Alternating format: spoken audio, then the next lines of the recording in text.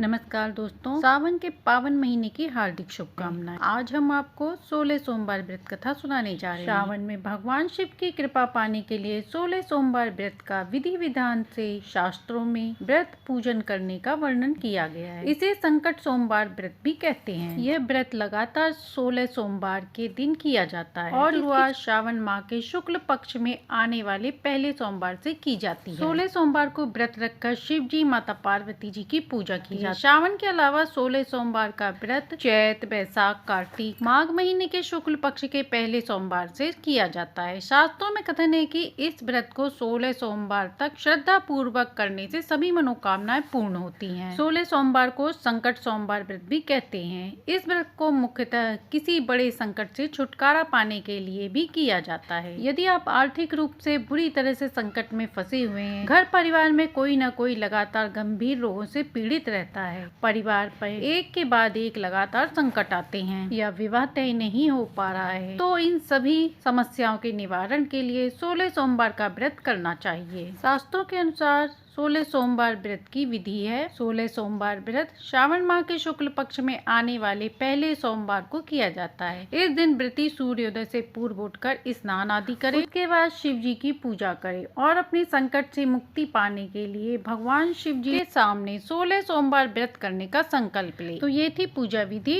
अब सुनते हैं 16 सोमवार व्रत कथा। एक बार भगवान शिव जी माता पार्वती जी के साथ भ्रमण करते हुए मृत्युलोक की अमरावती नगर में पहुँचे। उस नगर के राजा भगवान शिव का एक विशाल मंदिर बना रखा था। शिव जी और माता पार्वती उस मंदिर में रहने लगे। एक दिन पार्वती जी ने भगवान शिव से कहा, हे प्राणनाथ, आज मेरी चौसर खेलने की इच्छा हो रही है। पार्वती जी की इच्छा जानकर शिव जी पार्वती के साथ चौसर खेलने बैठ गए। खेल के प्रारंभ होते ही उस मंदिर के पुजारी वहाँ आ गए। माता पार्वती जी ने पुजारी से पूछा कि हे पुजारी जी, ये बताइए कि इस बाजी में किसकी जीत होगी। वह पुजारी भगवान शिव का बहुत बड़ा भक्त था। तो उस पुजारी ने कहा कि माँ, भगवान शिव की ही जीत होगी। परंतु चौसर में शिव जी पराजित हुए और माता पार्वती जीत गई। तब माता पार्वती ने उस पुजारी को झूठ बोलने के अपराध में कोढ़ी होने का श्राप दे दिया। भगवान शिव और माता पार्वती उस मंदिर में कैलाश पर्वत पर लौट गए। पार्वती जी के श्राप के कारण पुजारी कोढ़ी हो गया और उसे वहां से निकालकर उसकी जगह दूसरे ब्राह्मण को पुजारी बना दिया। कोढ़ी पुजारी मंदिर के बाहर बैठकर भिक्षा मांगने लगा। कई दिनों के पश्चात स्वर्ग लोग कुछ अप्सराएं उस मंदिर में पधारी और उसे देखकर कारण पूछा। पुजारी ने निसंकोच उन्हें भगवान शिव और माता पार्वती के चौसर खेलने और पार्वती जी के श्राप देने की सारी बात बता दी। तब अप्सराओं ने पुजारी से 16 सोमवार का विधिवत व्रत रखने को कहा। पुजारी द्वारा पूजन विधि पूछने पर अप्सराओं ने कहा, सोमवार के दिन सूर्योदय से पहले उठकर स्नान आदि से निवृत्त होकर स्वच्छ वस्त्र धारण करें, आधा सेर गेहूं का आटा लेकर उसके 3 अंग बनाएं, फिर घी का दीपक जलाकर गुड़, नवेद, बेलपत्र, अक्षत, चंदन, फूल, जनेऊ का जोड़ा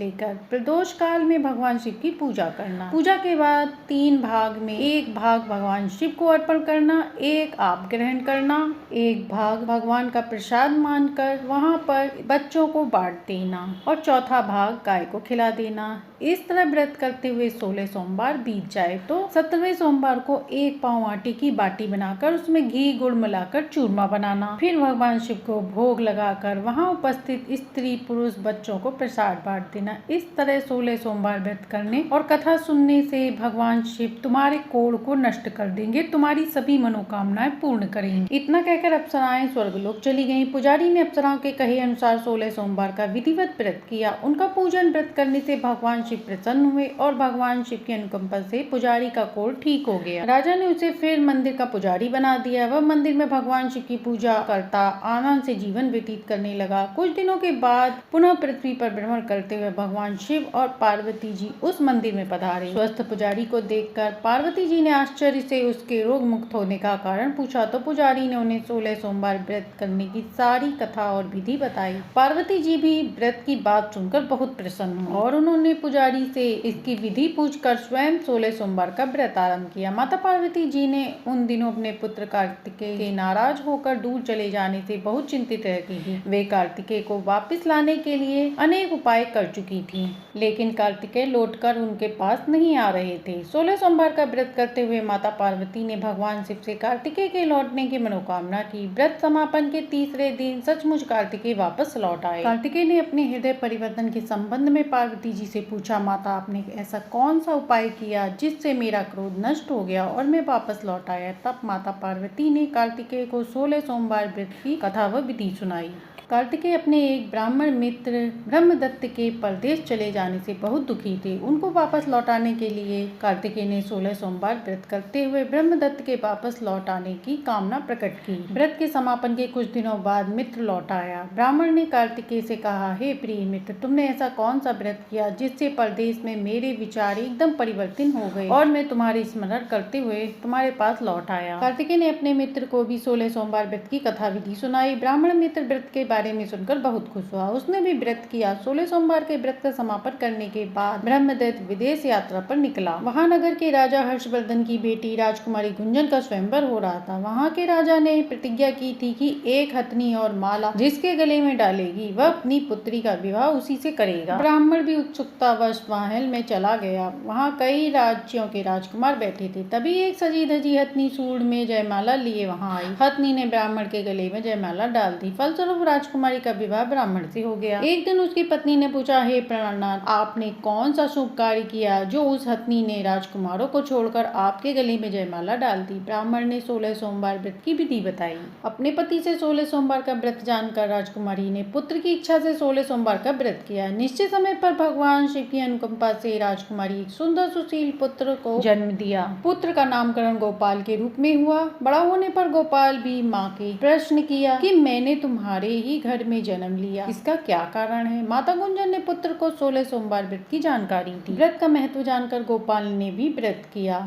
गोपाल जब 16 वर्ष का हुआ तो उसने राज्य पाने की इच्छा से 16 सोमवार विधिवत व्रत किया। व्रत समापन के बाद गोपाल घूमने के लिए समीप के नगर में गया। वहाँ के विद्वत राजा ने गोपाल को पसंद किया और बहुत धूमधाम से अपनी राजकुमारी मंगला का विवाह गोपाल के साथ कर दिया। 16 सोमवार के व्रत करने से गोपाल मंगल महल में पहुंचकर आनंद से रहने लगा। 2 वर्ष बाद वृद्ध राजा का निधन हो गया तो गोपाल को उस नगर का राजा बना दिया गया। इस तरह 16 सोमवार व्रत करने से गोपाल की राज्य इच्छा पाने की इच्छा पूर्ण हुई। राजा बनने के बाद भी वह विधिवत 16 सोमवार का व्रत करता रहा। व्रत के समापन पर 16वें सोमवार को गोपाल ने अपनी पत्नी मंगला से कहा कि व्रत की सारी सामग्री लेकर वह समीप के शिव मंदिर में पहुंचे। पति की आज्ञा का उल्लंघन करके सेवकों द्वारा पूजा की सामग्री मंदिर में उसने भिजवा दी। स्वयं वह मंदिर में न गई। जब राजा ने भगवान शिव की पूजा की पूरी आकाशवाणी बताई और कहा, हे राजन, तेरी रानी ने 16 सोमवार व्रत का अनादर किया है, सो रानी को महल से निकाल दे, नहीं तो मैं तेरा राज्य नष्ट कर दूंगा। आकाशवाणी सुनकर उसने तुरंत महल में पहुंचकर अपने सैनिकों को आदेश दिया कि रानी को दूर किसी नगर में छोड़ आओ। सैनिकों ने राजा की आज्ञा का पालन करते हुए उसे तत्काल घर से निकाल दिया। रानी भूखी प्यासी उस नगर में भटकने लगी। रानी को उस नगर में एक बुढ़िया मिली। वह बुढ़िया सूत काट कर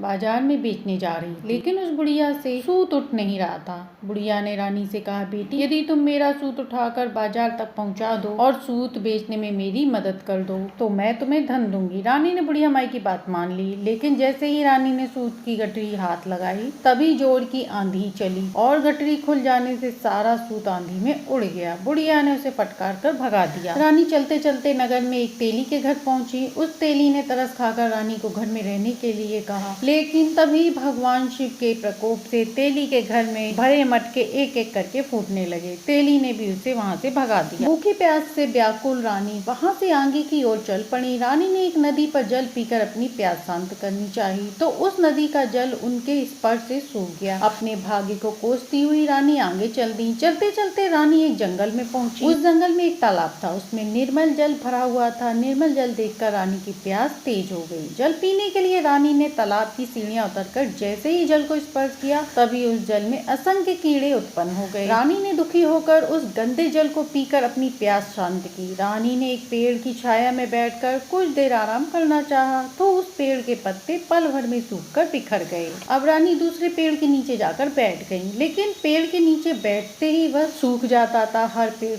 वन और सरोवर की भी यही दशा देखकर वहाँ के ग्वाले बहुत हैरान हुए। ग्वाले रानी के समीप के मंदिर में पुजारी जी के पास ले गए। रानी के चेहरे को देखकर ही पुजारी जी जान गए कि रानी अवश्य किसी बड़े घर की हैं, भाग्य के कारण दर दर भटक रही है। पुजारी ने रानी से कहा, पुत्री, तुम कोई चिंता नहीं करो, मेरे साथ इस मंदिर में रहो, कुछ ही दिनों में सब ठीक हो जाए। पुजारी की बातों से रानी को बहुत सांत्वना मिली। रानी उस मंदिर में रहने लगी। रानी भोजन बनाती तो सब्जी जल जाती, आटे में कीड़े पड़ जाते, जल से बदबू आने लगी। पुजारी भी रानी के दुर्भाग्य से बहुत चिंतित हुए और बोले, हे पुत्री, अवश्य तुमसे कोई अनुचित काम हुआ है जिसके कारण देवता तुमसे नाराज है और उनकी नाराजगी के कारण ही तुम्हारी ये दशा हो रही है। पुजारी की बात सुनकर रानी ने अपने पति के आदेश पर मंदिर न जाने, शिव की पूजा नहीं करने की सारी कथा बता दी। पुजारी ने कहा, तुम चिंता मत करो, कल सोमवार है और कल से तुम 16 सोमवार के व्रत को शुरू कर दो। भगवान शिव अवश्य तुम्हारे दोषों को क्षमा करेंगे। अब पुजारी की बात मानकर रानी ने 16 सोमवार व्रत आरंभ कर दिया। रानी ने विधिवत सोमवार का व्रत करके शिव जी की विधिवत पूजा अर्चना की तथा व्रत कथा सुनने लगी। जब रानी ने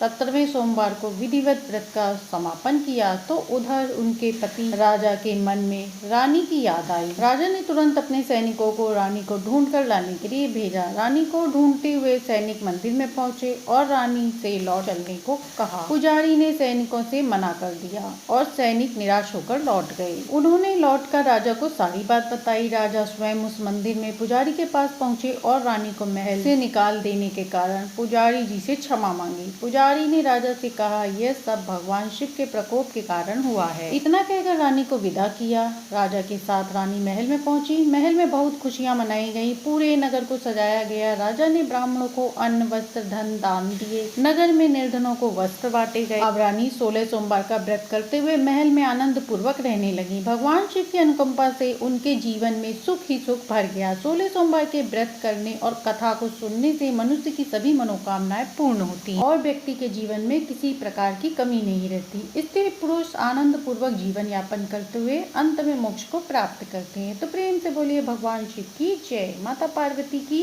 जय। तो ये थी सावन मास में सुनी जाने वाली 16 सोमवार व्रत कथा। आशा है कि आपको ये कथा पसंद आई। यदि कथा पसंद आई हो तो लाइक, शेयर, सब्सक्राइब करें।